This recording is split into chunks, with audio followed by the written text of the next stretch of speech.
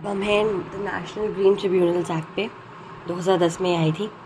तो देखो क्या होता है ना कि सबसे पहले केस आता है MC Mehta versus union of India में, जहाँ पे सुप्रीम कोर्ट ये कहता है कि यार देखो काफ़ी टेक्निकल और स्पेशलाइज्ड एस्पेक्ट्स आते हैं एनवायरनमेंट मैटर्स में, तो एक डिफरेंट जो है अथॉरिटी होनी चाहिए इन मैटर से डील करने के लिए। सेम चीज़ Vellore citizen welfare versus union of India वाले केस में कही गई थी, और सेम ही चीज़ कोर्ट ने इनफैक्ट डायरेक्ट ही कर दिया था कि सिविल और क्रिमिनल जुरिस्डिक्शन के साथ स्पीडी मैटर और टेक्निकल और साइंटिफिक असिस्टेंस के साथ डेल्ट किया जाना चाहिए। ये केस में हुआ था Indian council for इन्वायरो action legal action versus union of India वाले केस में, ठीक है। इन सारी चीज़ों के बाद नेशनल इन्वायरमेंट ट्रिब्यूनल 1995 में इनैक्ट करी गई थी। ये जो थी ये काफ़ी सिमिलर थी एंटिटी से, लेकिन काफ़ी डिसिमिलर भी थी, बहुत सारी चीज़ें थी। इसके बाद क्या होता है ना कि इसमें काफ़ी इफ़ेक्टिव एक्सपीडिशियस डिस्पोजल होने चाहिए एक्सीडेंट वाले केसेस की, ये सारी चीज़ें थी कि फटाफट से हो जाए। और इसके बाद ना यहाँ से अपील जाती थी, तो अपील करने के लिए 1997 में उन्होंने एक और बॉडी बना दी, नेशनल इन्वायरमेंट अपेलेट अथॉरिटी, जहाँ पे अपील जाती थी एनईबी की। लेकिन क्योंकि ये कुछ ये हर चीज़ से मतलब सिर्फ इंडस्ट्री या कुछ चीज़ों के इसका जुरिस्डिक्शन बहुत कम था, है ना, हर कोई अप्रोचेबल नहीं था इतना, तो फिर यहाँ पे ये ना बंद हो गया था थोड़े टाइम बाद। पर उसके बाद भी ना काफ़ी इसकी ना नीड महसूस हो रही थी। तो ये केस था Andhra Pradesh pollution control board versus MB Naidu का, जहाँ पे सुप्रीम कोर्ट ने लॉ कमीशन को बोला कि यार देख लो यार, तुम ही कुछ कर लो इस काम में, है ना, कि कॉन्स्टिट्यूशन और एनवायरमेंटल कोड्स बनाने के लिए तो प्रावधान होता ही है, आप कुछ करो। तो उन्होंने 186 रिपोर्ट निकाली थी सितंबर 2003 में, जिसमें कहा था कि नहीं हमें एक सेपरेट ग्रीन ट्रिब्यूनल या कुछ चाहिए जो कि इन्वायरमेंटल मैटर से डील करे, स्पीडी जस्टिस हो, फास्ट ट्रैक कोर्ट हो, और काफ़ी इसमें रिक्वायरमेंट्स जो हैं टेक्निकल एंड साइंटिफिक असिस्टेंस की भी ज़रूरत नहीं पड़ेगी, क्योंकि बेंच ही वैसा होगा and it is a quasi judicial body, तो it will be beneficial for both supreme court and high courts, है ना, बर्डन भी कम होगा। इसके बाद गवर्नमेंट ने जो है इस पर काफ़ी कोशिश करके थोड़ा सोच विचार करके 2003 में नेशनल ग्रीन ट्रिब्यूनल्स बिल 2009 में आया था, जो पास हुआ दोनों हाउसेस से और इफ़ेक्ट में आया 2011 4 जून 2011 में, ठीक है।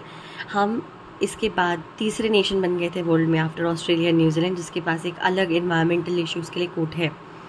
और thanks to our environmental minister उस वक्त जो थे जयराम रमेश, उनकी वजह से ये इस एक्ट को फटाफट से हमने वो किया। और ये जो सुप्रीम कोर्ट भी लगातार डायरेक्शंस इशू करता था under garb of union of India versus Vimal Bhai, ठीक है। यहाँ पे और एनजीटी की बहुत सारी खास बात है, इसमें कॉम्पनसेशन के लिए भी प्रोविजंस हैं और अप्रोचेबल कोर्ट है। और मज़ेदार बात ये सीपीसी के प्रोविजंस नहीं फॉलो करता, प्रोसीजर जो है सीपीसी का वो फॉलो नहीं करता, रादर ये नेचुरल जस्टिस के प्रिंसिपल्स पे गवर्न करता है, पोल्यूटिव पे प्रिंसिपल पे गवर्न करता है, सस्टेनेबल डेवलपमेंट के प्रिंसिपल्स पे गवर्न करता है ना। और काफ़ी इसमें स्पीडी इन्वायरमेंटल जस्टिस होता है, 6 महीने के अंदर अंदर आपको केस फाइल करना होता है, फास्ट ट्रैक केस है, कॉस एक जुडिशियल बॉडी है, स्पीडी जस्टिस है। अब इसके एम्स और ऑब्जेक्ट क्या है? पहला एम तो है हम इंडियन एज इंडिया हम लोग काफ़ी सारे इंटरनेशनल ऑब्लिगेशंस हैं हमारे ऊपर, इंटरनेशनल कॉन्फ्रेंसेस अटेंड करते हैं हम पार्टी हैं उनकी, तो उनकी ऑब्लिगेशंस फुलफिल करने के लिए हमने ये एक्ट बनाई है। दूसरा अपेक्स कोर्ट की जो प्रोनाउंसमेंट्स थी उनको इम्प्लीमेंट करने के लिए भी हमने ये एक्ट बनाई है, ठीक है। अब जो ऑब्जेक्टिव प्रियम्बल से निकल के आते हैं वो क्या है? इफेक्टिव और एक्सपीडिशियल डिस्पोजल होना चाहिए केसेस का, कंजर्वेशन होना चाहिए फॉरेस्ट का, रिलीफ और कॉम्पनसेशन दिए जाने चाहिए, और इन सारी चीज़ों से जो रिलेट करते हैं वो सारे काम भी हमें करने हैं, ठीक है ना। ये है एम्स एंड ऑब्जेक्टिव। अब हम आगे बढ़ते हैं। तो स्कोप एंड एप्लीकेशन की अगर हम बात करें तो जुरिस्डिक्शन इसका सारे सिविल केसेस में है, जहाँ पे सब्सटैंशियल क्वेश्चन ऑफ लॉ आता है रिलेटिंग टू एनवायरनमेंट, और जहाँ पे आपको अपने लीगल राइट्स को इन्फोर्स कराना होता है, सिर्फ वहीं वाले, ठीक है ना। Scheme of the act 38 sections है, 5 चैप्टर्स है, 3 शेड्यूल्स हैं। अब इसमें जो ट्राइब्यूनल है उसकी इस्टेब्लिशमेंट सेक्शन 3 में दे रखी है कि सेंट्रल गवर्नमेंट जो है वो इस्टेब्लिश करेगी एनजीटी, और उसका जुरिस्डिक्शन पावर अथॉरिटी सब कुछ वही डिसाइड करेगी। सेक्शन 4(3) के अंदर सेंट्रल गवर्नमेंट के पास ये पावर है कि वो स्पेसिफाई करेगी कि कहाँ पर ट्रिब्यूनल बैठेगी, टेरिटोरियल जुरिस्डिक्शन क्या रहेगा क्या नहीं रहेगा।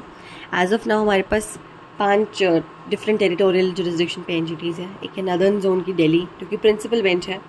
इसका टेरिटोरियल जुरिस्डिक्शन है यूपी, उत्तराखंड, पंजाब, हरियाणा, हिमाचल, जम्मू एंड कश्मीर और एनसीटी दिल्ली और यूनियन टेरिटरी ऑफ चंडीगढ़। ठीक है। वेस्टर्न में है पुणे में आएगा Maharashtra, Gujarat, Goa, UT of Daman and Diu, Dadar and Nagar Haveli. Central में भोपाल है, एमपी, राजस्थान, छत्तीसगढ़। सदर्न में चेन्नई है, Kerala, Tamil Nadu, Andhra, Karnataka, UT of Pondicherry and Lakshadweep. और ईस्ट में कोलकाता है, वेस्ट बंगाल, उड़ीसा और ये सब कुछ आपको दिख रहा है। ठीक है ना। अब इससे क्या फ़ायदा है कि जो रिमोट पार्ट में रहने वाले ना, इंडिया के रिमोट पार्ट्स में, वो भी एक्सेस कर सकते हैं और ऊपर से ट्राइबल कम्युनिटी भी आ सकती है। तो इसलिए ये बहुत एक अच्छा कहते हैं ना डेलीगेटेड लेजिस्लेशन का एग्जाम्पल है यहाँ पर। कॉन्स्टिट्यूशन और कॉम्पोजिशन की अगर हम बात करें तो 4(1) के अंदर कॉम्पोजिशन दे रखा है। एक फुल टाइम चेयरपर्सन होगा और 10 से 20 जुडिशियल मेंबर्स होंगे और 10 से 20 ही एक्सपर्ट मेंबर्स होंगे। ठीक है ना। सेक्शन 4(2) जो है वो बताता है कि चेयरपर्सन जो है ट्रिब्यूनल का, अगर उसको लग रहा है तो वो और भी लोगों को इनवाइट कर सकता है जिनके पास स्पेशलाइज्ड नॉलेज है एनवायरमेंटल इशू से रिलेटिंग। 4(4) में ये है कि जो सेंट्रल गवर्नमेंट है with consultation with the chairperson of the tribunal वो रूल्स और रेगुलेशंस बना सकती है कि क्या ट्रिब्यूनल की प्रैक्टिसेस रहेंगी, क्या सब कुछ रहेगा। इसी के मद्देनज़र सेंट्रल गवर्नमेंट ने कुछ रूल्स बनाए भी थे जो उसे बोलते हैं NGT practice and procedure rules 2011। इसका ही रूल 3 जो है वो कहता है कि चेयरपर्सन जो है वो बेंच कॉन्स्टिट्यूट कर सकता है, 2 या 2 से अलग जजेस। लेकिन अगर 2 जजेस का बेंच है तो उसमें एक जुडिशियल मेंबर होगा, एक एक्सपर्ट मेंबर होगा। ठीक है। क्वालिफिकेशंस की अगर हम बात करें तो चेयरपर्सन के लिए अगर आपको क्वालिफाई होना है तो आप एक जज होने चाहिए सुप्रीम कोर्ट के या फिर सीजे होने चाहिए हाई कोर्ट के। और अगर आपको जुडिशियल मेंबर होना है तो आप सुप्रीम कोर्ट के जज होने चाहिए, चीफ जस्टिस होने चाहिए हाई कोर्ट के, या फिर हाई कोर्ट के कोई जज भी आप हो तो आप जुडिशियल मेंबर बन सकते हो।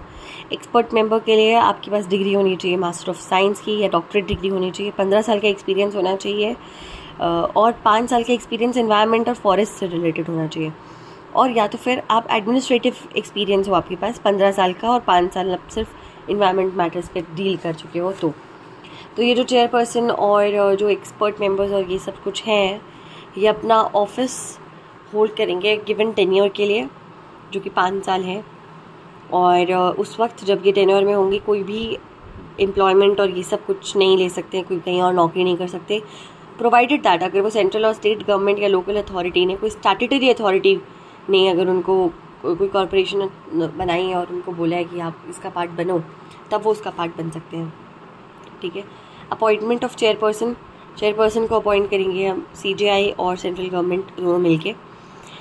और बाकी जो जुडिशियल मेंबर्स और एक्सपर्ट मेंबर्स हैं उसके लिए एक सिलेक्शन कमेटी बनाई गई है 6(3) के अंदर, सेक्शन 6(3) के अंदर एक सिलेक्शन कमेटी है जिसमें सिटिंग जजेस हैं सुप्रीम कोर्ट के, सीजे है, चेयरपर्सन है ट्रिब्यूनल का, सेक्रेटरी है गवर्नमेंट ऑफ इंडिया के, डायरेक्टर है आईआईटी कानपुर, डायरेक्टर है IIM Ahmedabad, president centre for policy research new Delhi. ये सब मिलके डिसाइड करते हैं कि कौन जुडिशियल मेंबर कौन एक्सपर्ट मेंबर्स रहेंगे इसमें।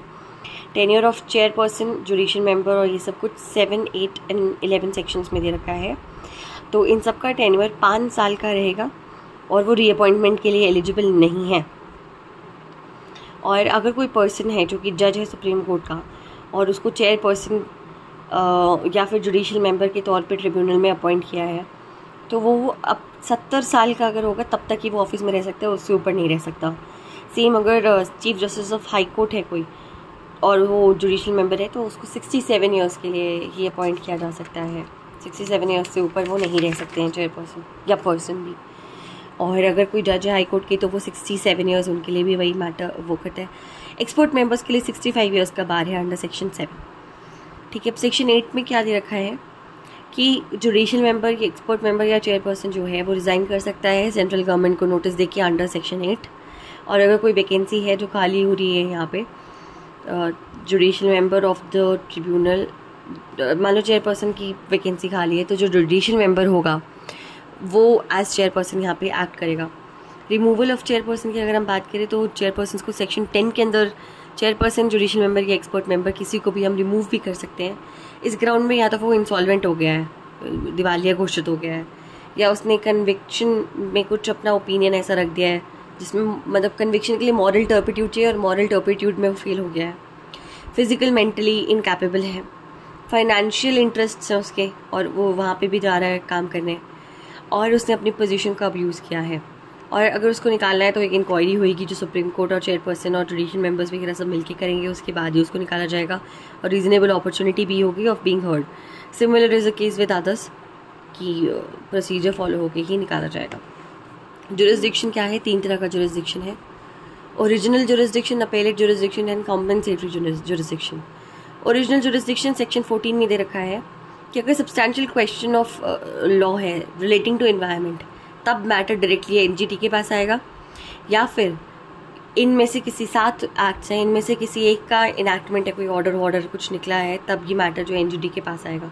इसमें वाटर एक्ट है 1974 की, वाटर सेस एक्ट है 1977 की, फॉरेस्ट एक्ट है, एयर एक्ट है, एनवायरनमेंट प्रोटेक्शन एक्ट है, पब्लिक लायबिलिटी इंश्योरेंस एक्ट है एंड बायोडाइवर्सिटी एक्ट है। ठीक है, इसका मतलब इनमें से किसी का भी वायलेशन वायलेशंस हैं, जैसे ऑर्डर डिसीजन या कुछ भी है, तो वो एनजीटी के सामने ही चैलेंज होगा। और एनजीटी के पास ये कोई पावर नहीं है कि वो वाइल्ड लाइफ प्रोटेक्शन या इंडियन फॉरेस्ट एक्ट से रिलेटेड जो वो है वो सुने। ऐसे मामलों में रिट पिटीशन ही जाएगी हाई कोर्ट में। अच्छा, एनजीटी के पास एक और पावर है, दैट इज़ मेरिट पिटीशन की। जुडिशियल रिव्यू जो होता है, जुडिशियल रिव्यू में डिसीजन प्रोसेस जो है उसका रिव्यू किया जाता है, लेकिन मेरिट रिव्यू है यहाँ पे। तो एनजीटी जो है प्राइमरी डिसीजन क्यों लिया गया, क्या है, इन डेप्थ स्क्रूटिनी करके टेक्निकल बेसिस पे पर्टिकुलर डिसीजन को दोबारा सुन सकती है। This is the merit review power जो उनके पास है। ठीक है, फिर अब हमारे पास ये केस है भोपाल गैस पीड़ित महिला उद्योग संगठन वर्सेस यूनियन ऑफ इंडिया का। यहाँ पर ये कहा गया था, सुप्रीम कोर्ट ने कहा था कि इन्वायरमेंटल इश्यूज जो हैं, जो एनजीटी के पास हैं, वो वाले नहीं कि कोई भी, जैसे मान लो तुम घर उखाड़ रहे हो और बीच में पेड़ आ गया तो इन्वायरमेंट का वायलेशन है, वैसे नहीं। अगर कोई सब्सटैंशियल क्वेश्चन ऑफ लॉ है जिससे आपकी राइट्स वायलेट हो रहे हैं तो आप एनजीटी के पास जाओगे।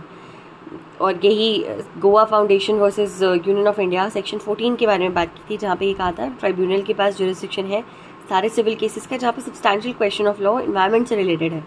ठीक है, जहाँ पे इन्फोर्समेंट की बात है लीगल राइट्स की, सिमिलर चीज़ है। फिर यहाँ पे सेक्शन 2M का हवाला दिया जाता है कि substantial question of law relating to environment में क्या है। तो स्टेट्स जो हैं वो इंक्लूड कर सकते हैं ऐसे केसेस जहाँ पे डायरेक्ट वायलेशन है किसी भी स्टैट्यूटरी इन्वायरमेंटल ऑब्लिगेशन का, जिससे कम्युनिटी एट लार्ज को प्रॉब्लम हो रही है, तो वो एक सब्सटैंशियल क्वेश्चन ऑफ लॉ हो सकता है, या मतलब डायरेक्ट वायलेशन अगर है तो वो। ठीक है ना। अब अगर हम लिमिटेशन पीरियड की बात करें तो लिमिटेशन पीरियड यहाँ पे है 6 महीने का, और अगर फिर भी अगर कुछ सफिशिएंट कॉज था जिसकी वजह से डिले हुआ तो 60 डेज़ का और एक्सटेंशन मिल जाता है।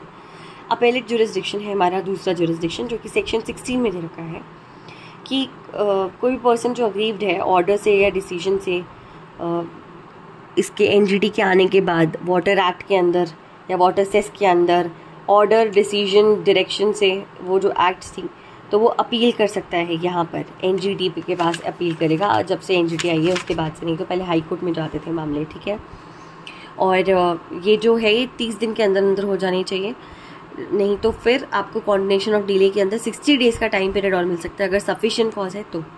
ठीक है, इसलिए सेक्शन जो 16 है ये आपको समझ आ जाना चाहिए अब तक तो।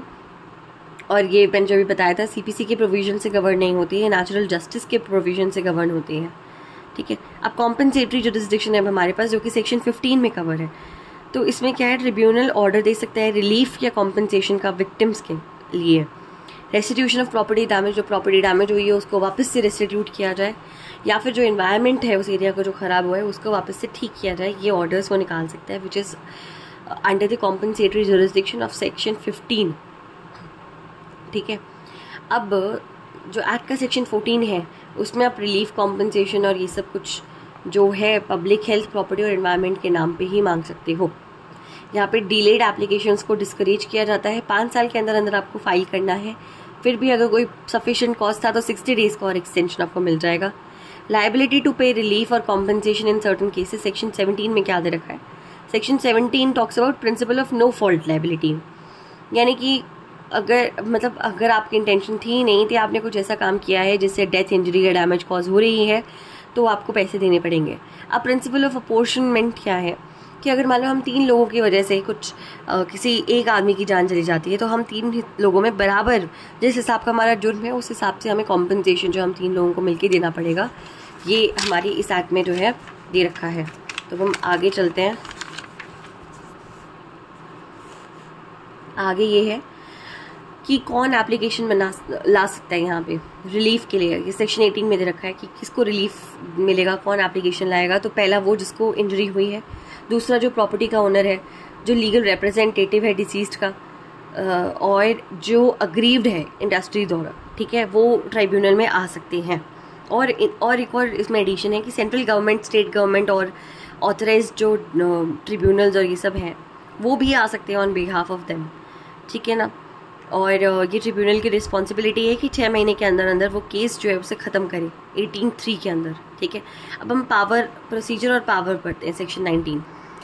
तो यहाँ पे प्रोसीजर में क्या दे रखा है कि प्रोसीजर ऑफ कोर्स मैंने अभी आपको बताया कि सीपीसी के प्रोसीजर नहीं फॉलो होंगे, नेचुरल जस्टिस के प्रोसीजर फॉलो होंगे। पावर क्या है ट्रिब्यूनल की, यहाँ पर ट्रिब्यूनल के पास ये पावर है, पहली बात तो ये भी उसको ये भी बाउंडेशन है कि वो एविडेंस कलेक्ट करने के जो रूल्स हैं ना इंडियन एविडेंस एक्ट के, वो भी फॉलो नहीं करेगी, ठीक है ना। अब ट्रिब्यूनल्स के पास वो सारी पावर है जो एक सिविल कोर्ट के पास होगी under the CPC while trying to suit, ठीक है। और कुछ कुछ केसेस में सीआरपीसी की आईपीसी वाली पावर्स भी हैं एनजीटी के पास, ठीक है। अब जो सेक्शन 19 है ट्रिब्यूनल का, वो ये कहते हैं कि एनजीटी जो है वो अपने खुद का प्रोसीजर भी निकाल सकती है जो उसको लग रहा है इज़ वेरी गुड। जैसे सुओ मोटो एक्शन ना लेना वैसे पॉसिबल नहीं है, सुओ मोटो एक्शन नहीं लिया जाता है, पर कई बार एनजीटी ने सुओ मोटो एक्शन भी लिया है। जैसे हिमाचल में क्या होता है ना, जब टूरिस्ट टाइम होता है तो रोहतांग पास वाले एरिया में बहुत अनरेगुलेटेड सा वो हैवी सा ट्रैफिक हो जाता है, तो उन्होंने सुओ मोटो एक्शन निकाल के अपने जूनियर्स को ऑर्डर किया था कि आपको इस पर काम करना है। तो मिनिस्ट्री जो है ना, एनवायरमेंट मिनिस्ट्री बार बार याद दिलाती है कि एनजीटी के पास सुओ मोटो एक्शन लेने की पावर है ही नहीं।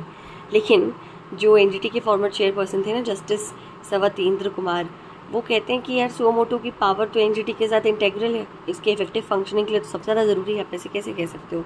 तो एनजीटी तो यूज़ करता है अपनी सुओ मोटो पावर, ठीक है।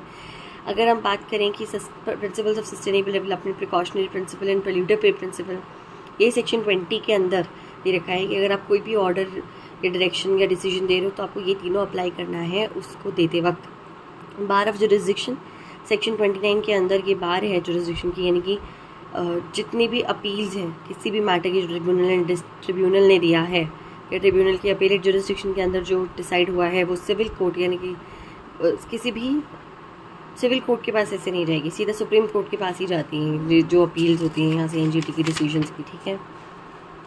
और कोई इंजंक्शन भी नहीं ग्रांट कर सकता कोई भी सिविल कोर्ट किसी भी मैटर में जो एनजीटी ने डिसाइड कर दिया है वो। अपील्स टू सुप्रीम कोर्ट, जी बिल्कुल, देखो सेक्शन 22 के अंदर ना सुप्रीम कोर्ट के पास अपील जाएगी अगर ट्रिब्यूनल ने कुछ ऐसा कर दिया है जो डिसीजन सही नहीं है, 90 डेज़ के अंदर अंदर जाएगी और सेक्शन 100 सीपीसी के ग्राउंड्स पे ही जाएगी, ठीक है। और अगर कुछ डिले हो रहा है 90 डेज़ के बावजूद तो कोर्ट अगर उसको लग रहा है कि नहीं कुछ सफिशिएंट कॉज था जिसकी वजह से ये नहीं हुआ तो कोर्ट फिर भी 90 डेज़ के बाद भी उसे सुन सकता है।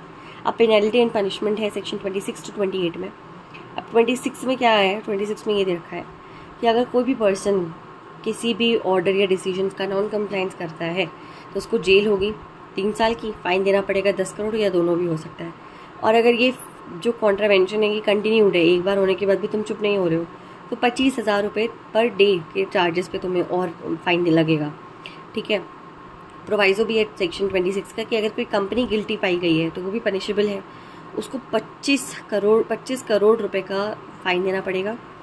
और अगर कंटिन्यूइंग कॉन्ट्रावेंशन है तो 1 लाख रुपए पर डे के हिसाब से फाइन देना पड़ेगा। और यहाँ पर जितने भी ऑफेंसेस जितने भी ये हैं ये नॉन कॉग्निजेबल हैं, नॉन कॉग्निजेबल ऑफेंसेस हैं सीआरपीसी के रेफरेंस से।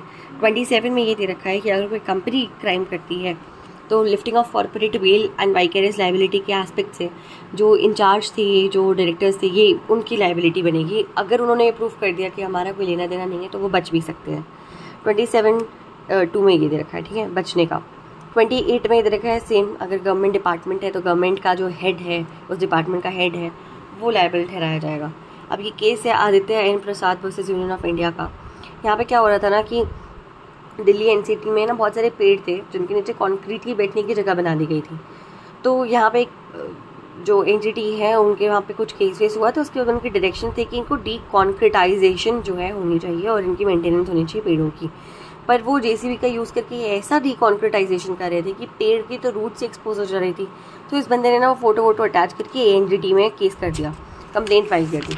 तो अब एनजीटी कहती है उनको, एमसीडी दिल्ली को, म्यूनसिपल कॉर्पोरेशन दिल्ली को, उन्होंने बोला कि अब आप पहले तो 50,000 रुपये का कॉम्पनसेशन दोगे, फिर आपको 20 पेड़ लगाने हैं 1:10 के रेशो में, 1:10 के रेशो में आपको लगाने हैं, और जितने भी पेड़ और ख़राब हुए हैं वो भी इसमें ऐड होंगे, 20+ होते जाएंगे। ठीक है, ये था इसका जो डिसीजन आया था इस केस का। अब हम पढ़ेंगे अपना cognizance of offence under section 30। तो देखो सेक्शन 30 में ये दे रखा है कि कोर्ट जो है वो सुओ मोटो एक्शन नहीं ले सकता, कंप्लेंट होना कंपलसरी है। सेंट्रल गवर्नमेंट या कोई भी ऑथराइज पर्सन उनके भी आप पे कंप्लेन करेगा, या कोई भी पर्सन जिसने नोटिस दिया है 60 डेज़ वाला, तो कि उसकी इंटेंशन है कि वो कंप्लेन करे, 60 डेज़ के एक्सपायर होने पे ही वो कॉग्निजेंस ले सकता है कोर्ट उस पर। सुओ मोटो का कोई प्रोविजन नहीं है, बट एनसीटी करता है। अब सेक्शन 33 में ये दे रखा है कि इस एक्ट के किसी भी प्रोविज़न का जो मतलब मान लो कि कोई और एक्ट है, उसकी किसी प्रोविज़न का कोई वो इनकंसिस्टेंट है इस पर्टिकुलर एक्ट के साथ, तो ये जो एक्ट है इसका ओवरराइडिंग इफेक्ट होगा उस एक्ट पे। ठीक है, power to make rules under section 35। Central government के पास पावर है कि वो रूल्स बना सकते हैं इस रिगार्ड में, और इसलिए उन्होंने रूल बनाए भी हैं काफ़ी सारे। ठीक है ना, जैसे NGT manner of appointment of judicial and expert member, salary allowance and other terms conditions वाले रूल्स 2010, एनजीटी रूल्स 2011, ऐसे बहुत सारे रूल्स और बनाए हुए हैं अपने प्रोसीजरल एस्पेक्ट को देखने के लिए। इम्पैक्ट ऑफ एनजीटी और वर्किंग ऑफ एनजीटी। अक्टूबर 2010 के बाद से एनजीटी ने इंडिया में बहुत अच्छा काम किया है, फास्ट ट्रैक कोर्ट का काम किया है, इफेक्टिव और एक्सपीडिशियस डिस्पोजल है केसेस का, है ना। तो एनजीटी के जो ऑर्डर्स वगैरह हैं लोग मानते भी है, सस्टेनेबल डेवलपमेंट, पोल्यूशन पे प्रिंसिपल, प्रिकॉशनरी प्रिंसिपल के बिहाफ पे रह के ही ये होते हैं जनरली। अब हमारे पास ये केस है Krishnakant Singh versus national Ganga river basin and others वाला। तो ये जो केस है ये रिवर गंगा के पोल्यूशन से रिलेटेड है, जहाँ पे रिवर गंगा में बहुत सारे टॉक्सिक और हार्मफुल एफ्लुएंट्स जो है रिलीज़ करे जा रहे थे। तो ये जो कंटामिनेशन है इस डिस्चार्ज से, उसने सिर्फ गंगा को ही नहीं पोल्यूट किया, सायना एस्केप कैनाल जो है रिवर गंगा में उसको भी इन्होंने करा, और जिसकी वजह से एक्वेटिक स्पीसीज है ना, जैसे डॉल्फिन्स, टर्टल्स और ये सब कुछ, इनको बहुत एंडेंजर कर दिया था। और ग्राउंड वाटर जो है विलेज का, उसको भी पोल्यूशन के हो गया था, वहाँ पे भी पोल्यूशन हो गया था, पानी भी पोल्यूटेड था। तो एनजीटी को ये चीज़ बोली गई कि पोल्यूटर पे प्रिंसिपल के थ्रू आपको उसको देखना चाहिए। तो एनजीटी ने कहा था कि ऑन द लाइट ऑफ ये जो हुआ है 25 लाख रुपए जुर्माना दिया जाएगा, यूपीपीसीबी को देना पड़ेगा। ये यूपीपीसीबी मतलब पोल्यूशन कंट्रोल बोर्ड को 25 लाख रुपए का जुर्माना देना पड़ेगा कि वो अपना काम टाइम पे नहीं कर पाए, और प्लस 1 करोड़ रुपए और देने पड़ेंगे, ये इसमें कहा गया था, क्योंकि बहुत गंदा था, डॉल्फिन्स वगैरह मर रही थी, स्लज जमा हो रहा था, रिमूवल ऑफ स्लज और क्लीनिंग ऑफ स्लज तो हो ही नहीं रहा था। ठीक है, अब हमारे पास है save Mon region federation and others versus union of India का केस। ये एक बहुत लैंडमार्क जजमेंट है। इसमें ये ना इन्फॉर्मेशन जो होती है, जैसे इन्वायरमेंट असेसमेंट हो रही है ना, इन्वायरमेंट इम्पैक्ट असेसमेंट जो हमने पहले पढ़ी हुई है इन्वायरमेंट एक्ट में, और इन्वायरमेंट एक्ट में पढ़ी हुई है, या कुछ भी हो रहा है, इन्वायरमेंट क्लियरेंस दिया जा रहा है, कुछ भी दिया जा रहा है, रिकग्निशन दिया जा रहा है, वो सब कुछ ना पब्लिक अवेलेबल होना चाहिए, पब्लिक डॉक्यूमेंट होना चाहिए। ये इस केस में कहा गया था। अब हमारे पास एक और केस है Wilfrid justice and others versus MOEF and others, 2014 का केस है। तो इस केस में ना इसमें ये कहा गया था कि क्या एनजीटी एक स्टैट्यूट से बनी है, क्या इसके पास ये पावर है कि वो जुडिशियल रिव्यू कर सकती है। दूसरा कॉज ऑफ एक्शन जो है जो जोनल बेंचेस में है, क्या वो दिल्ली वाला बेंच देख सकता है, और वही था कि चेयरपर्सन क्या वो केसेस इधर से उधर ट्रांसफ़र कर सकते हैं। तो ये सारी पावर्स हैं एनजीटी के पास, ये कहा गया था इस केस में। फिर हमारे पास ये एक और केस है Vardhaman Kaushik versus union of India and others वाला केस है। तो ये जो केस है ना, ये बेसिकली जो दिल्ली में पोल्यूशन नहीं बढ़ रहा था 2014 के आसपास, 2015 में, तो उससे रिलेटेड है कि यार ये तो इतना पोल्यूशन बढ़ रहा है, आप लोग कुछ कर भी नहीं रहे हो। तो यहाँ पे ये एनजीटी ने मीटिंग रखी और बोला हर कोई जो इसके मेंबर्स हैं वो आएंगे कंपलसरीली। तो ये बोला गया कि NCR दिल्ली में पोल्यूशन होने की 3 मेन रीजंस है। पहला डस्ट, दूसरा प्लास्टिक को जलाना, और तीसरा और पत्तों को भी ओपन एरियाज़ में जलाना, और तीसरा वेहिकुलर पोल्यूशन है। तो इन्होंने फिर उसके बाद कुछ गाइडलाइंस निकाली थी। पहला कि कोई भी पर्सन प्लास्टिक नहीं जला सकता खुले में। फिर जो क्रॉप जलाई जा रही थी ना, पराली, उस पर बैन लगाया था। फिर दिल्ली और इन सबको बोला कि आपको एक वेब, दिल्ली NCT दिल्ली और DPCC को बोला कि आपको एक वेब पोर्टल बनाना है जहाँ पे कोई भी पर्सन जो अग्रीव्ड है वो फ़ोटोग्राफ अपलोड करेगा कि हाँ यहाँ से ये जो है देखो पोल्यूशन हो रहा है। जितने भी व्हीकल्स हैं जो 15 साल से ऊपर हैं वो नहीं आ सकते अब दिल्ली में, ये भी बोला गया था। फिर जितने भी ट्रक्स हैं, व्हीकल्स हैं जो कंस्ट्रक्शन का सामान लेके चलते हैं वो कवर्ड होने चाहिए तरपाल से। फिर जो ट्रांसपोर्ट डिपार्टमेंट है उसको कैटलिस्टिक कन्वर्टर्स तुरंत इंस्टॉल करवाने हैं, क्योंकि इससे क्या होगा कि पेट्रोल में लेड की मात्रा कम हो जाएगी। कोई भी व्हीकल है वो पार्किंग एरिया के अलावा कहीं खड़ा नहीं होगा। पब्लिक ट्रांसपोर्ट को यूज़ करना इंकरेज किया जाएगा। और फॉरेस्ट डिपार्टमेंट जो है फॉरेस्ट कवर बढ़ाने की कोशिश करेगा और लोगों को अवेयर किया जाएगा कि यार देखो पोल्यूशन हो रहा है और आपको भी कुछ करना चाहिए। ड्रॉबैक्स क्या है एक्ट के? देखो यहाँ पे ना कहा जाता है substantial question of law. Substantial एक बहुत सब्जेक्टिव वर्ड है यार, इसको इंटरप्रेट कैसे किया जाएगा, ये तो गलत है। फिर दूसरा कि अगर डायरेक्ट वायलेशन है और जो कम्युनिटी एट लार्ज है उसको इफेक्ट हो रहा है तो उस केस में जो है जुरिस्डिक्शन है। लेकिन अगर मान लो कि डायरेक्ट वायलेशन है लेकिन कम्युनिटी एट लार्ज को इफेक्ट नहीं हो रहा, तब इसका कोई आंसर नहीं दे रखा है यहाँ पे। अब यहाँ पे ना एनवायरमेंटल कॉन्सिक्वेंस की बात की है, environmental consequences to specific activities. Specific activities क्यों? ये तो रिस्ट्रिक्ट कर दिया गया स्कोप इसका एनवायरमेंट पोल्यूशन का, तो ये तो फिर काफ़ी वैसा हो गया। अब अगर हम बात करें डिफरेंट टाइम फ्रेम्स हैं तो सेक्शन 16 में दे रखा है 30 डेज़ है ट्रिब्यूनल के ऑर्डर्स को चैलेंज करने के लिए। और ये जो टाइम फ्रेम है ना ये बहुत कम है, लिमिटेड है। जैसे 5 साल है कंपनसेशन और रिलीफ का। कई बार होता है एनवायरमेंटल पोल्यूशन का जो वो है वो 40 साल बाद इफेक्ट दिख रहा है, तो वो केसेस का तो कुछ सुझाव ही नहीं दे रखा। प्लस यहाँ पे ना ऐसा है कि जो NCT में जो लोगों को सिलेक्ट किया जा रहा है ना, ये रिटायर्ड ब्यूरोक्रेट्स को बैकडोर एंट्री दे रहा है। दूसरा यहाँ पे आपने डिग्री तो रख दी कि हाँ चलो साइंस, इंजीनियरिंग, टेक्नोलॉजी और ये सब होगा। Ecologist, sociologist, environmentalist, public health में एक्सपर्ट्स हैं, NGOs चला रहे हैं, इतने सालों से काम करें, इन लोगों को तो आपने कंसीडर ही नहीं किया। तो ये थी हमारी NGT एक्ट।